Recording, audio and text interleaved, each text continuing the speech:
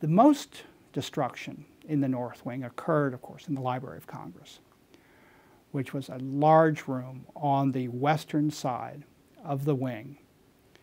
It was a two-story room. It was about 30 feet wide, 85 feet long, 2 stories high, with windows facing mainly west, a few facing north. The room, of course, was the home of the Library of Congress, so as such, it had books and papers and maps and all kinds of combustible materials. It also was in a part of the North Wing that had not received any fireproofing measures. So La Trobe, even though he had designs to create a wonderful Egyptian revival library, was never able to implement those designs. So when the British came in 1814, they saw the room as it had been built in 1800.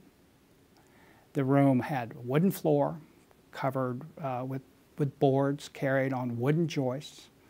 The ceiling was plaster and lath carried on wooden joists. All the structural elements of the room were all wood, and of course it also had, as I said, plenty of combustible materials as furnishings, with chairs and tables and books and pamphlets. So that room really suffered a great deal of damage. And reports following the fire tell us that the stonework on the western side of the North Wing was the most heavily scorched and had to be cleaned.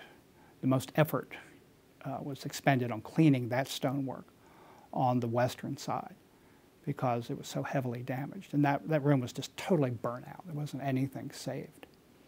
So that room was completely lost. And we have no images of it. We know what it might have looked like through floor plans. We know certain things about it, how many fireplaces it had, for instance. A very historic room. It's quite a loss to the history of the Capitol. That room was used by the House of Representatives, for instance, when it first moved to Washington. And it was in that room that Thomas Jefferson was elected president by a vote of the House of Representatives in the election of 1800. And that room also served as the home for the Supreme Court for a while. It was a sort of a room that whenever you needed to meet someplace because something else was being constructed or reconstructed in the North Wing, that was always available to temporarily house whatever needed to be met.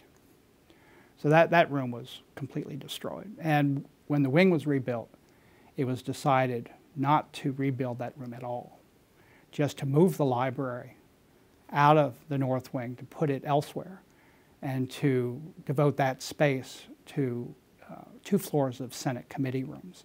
So today, there's no real trace of the Library of Congress except for the series of 2 floors of committees that occupy the original single room that was the Library of Congress.